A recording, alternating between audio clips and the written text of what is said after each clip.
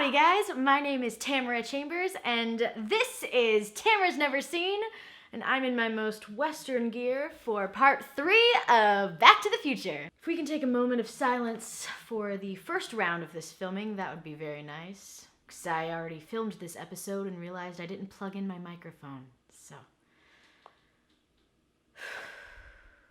Anyways, like I said the first time, I'm very excited about this episode. Honestly, we all know that sequels can sometimes be disappointing, so I keep expecting these to get worse and worse, but I was not disappointed with this movie. So let's see what I thought. Hair flip.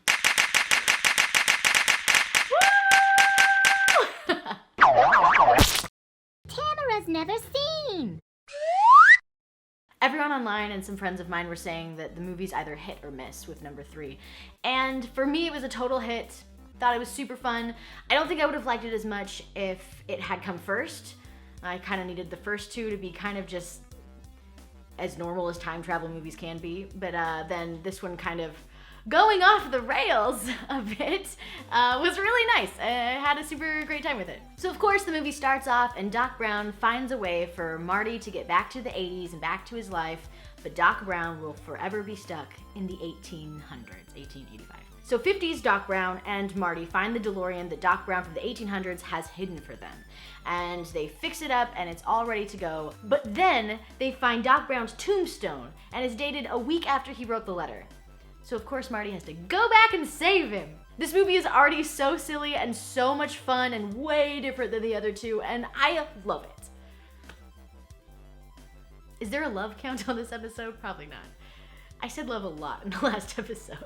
Love, love, love, all I say. I love that they find Doc... There I go again.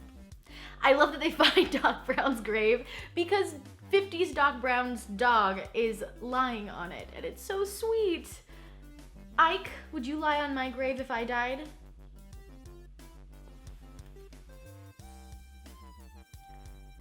I'll take that silence as a yes. A really cute part of Doc Brown's character is that before they find the grave, 50s Doc Brown is totally chill about living his retirement out in the 1800s. He's like, I think that's gonna be nice. I always wanted to be a cowboy. This is gonna be great. I love the positivity, super cute, totally his character. And then, of course, when they find the grave, he's like, okay, well, maybe not.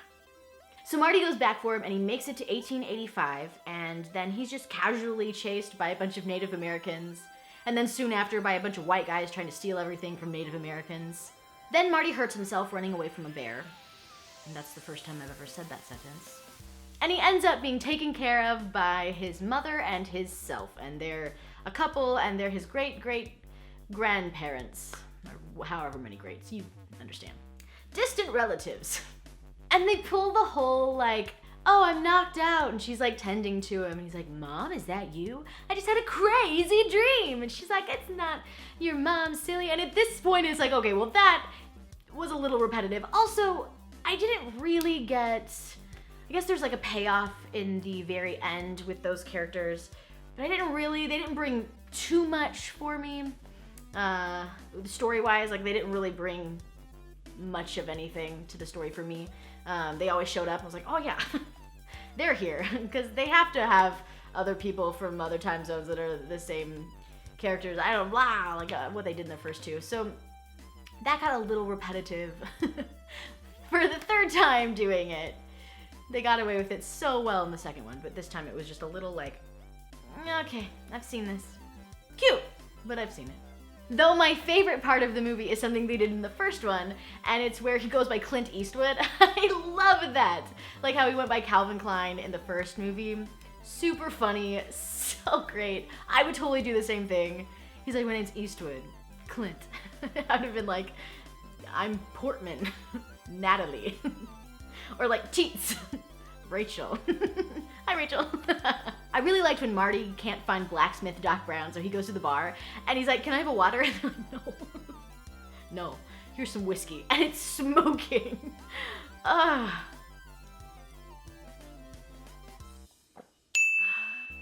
Mine doesn't smoke.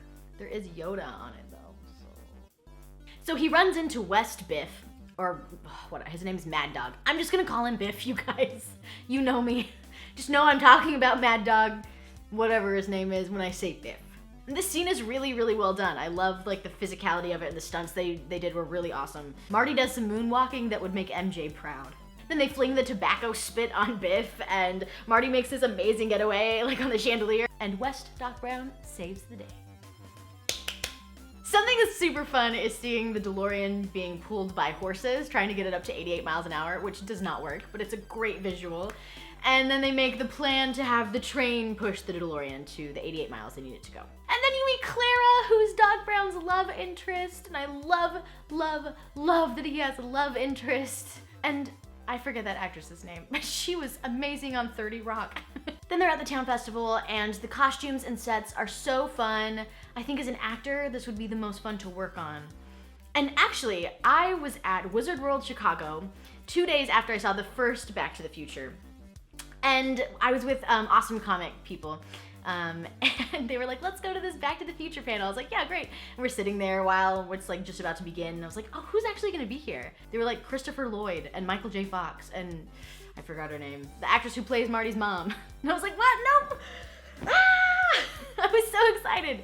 I was definitely also the only person in that room of thousands of people who had recently seen the film for the first time. Everyone was like diehard fans. Usually in the comments when people are like, I can't believe you've never seen this, you're a disgrace. I'm like, whatever, get over it. But in this room I was like, I am a disgrace. I don't deserve to be here. But anyways, the cast was saying that 3 was their favorite one to work on, though it took the longest to do some of the scenes. Also, something that Michael J. Fox said was really great to hear, and I loved it. Somebody came up and asked a question, and he was like, I know that there won't be any more sequels or reboots, but if there was, who would you want to play your own roles? And all 3 of them were like, we would. We would want to play. I would audition for it again. But Michael J. Fox said that if he didn't play that role and there was a reboot, he would want a girl to play it. And I thought that was awesome. And that's a perfect role for a girl.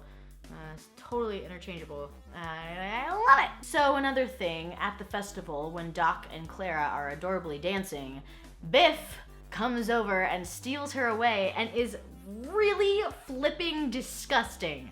I can't say f***ing anymore because of the f***ing YouTube censorship things, but it's f***ing gross. Marty saves Doc from being shot, and then Biff calls Marty yellow, and apparently Marty can't handle being called anything that is not offensive.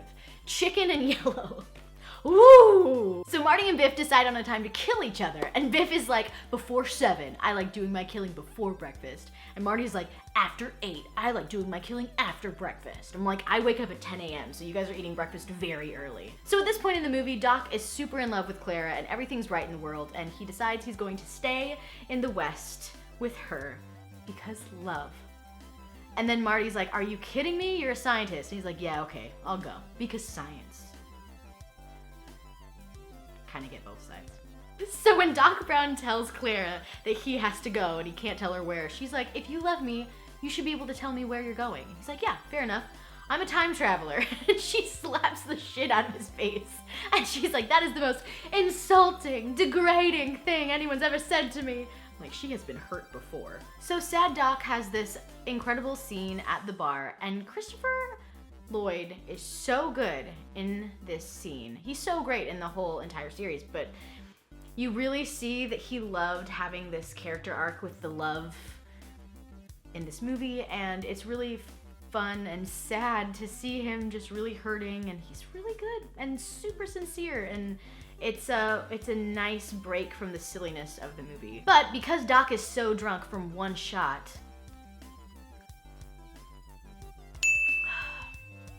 Darth Vader, what a princess.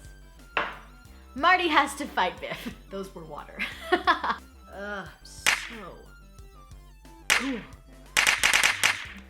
So Marty and Biff duel. It's a cool scene. He uses his like metal shield as a frisbee and he knocks him out. And I love that Marty doesn't drink anything or shoot anyone in this movie.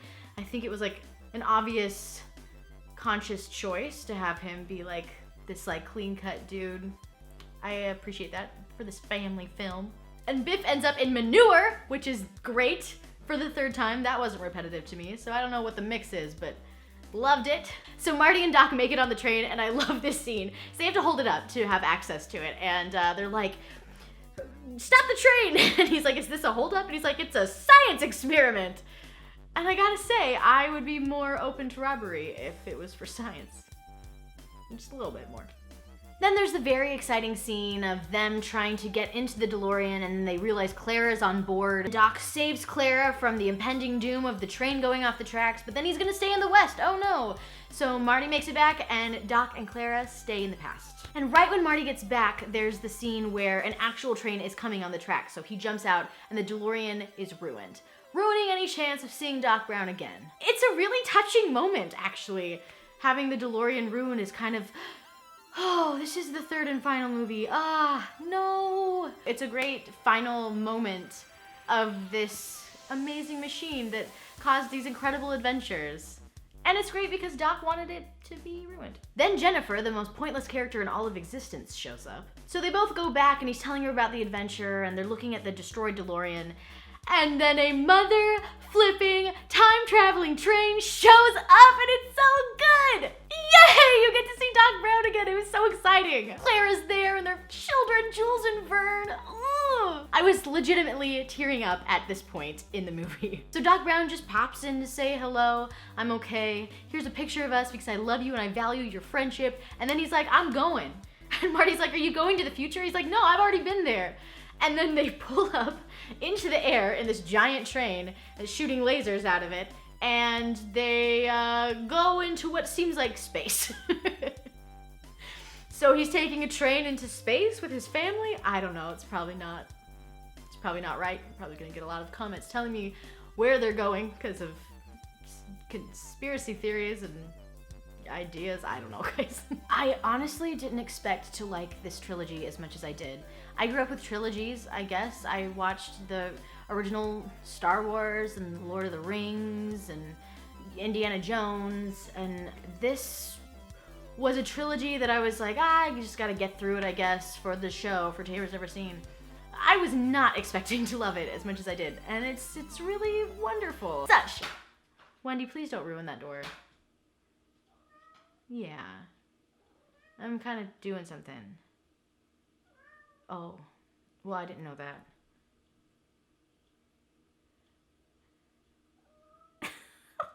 Thanks for watching me watch these movies with you guys. I really appreciate it. And I'm excited to see what future Tamara watches next. Well, I just finished watching all the Land Before Times. Maybe I'll start watching anime now.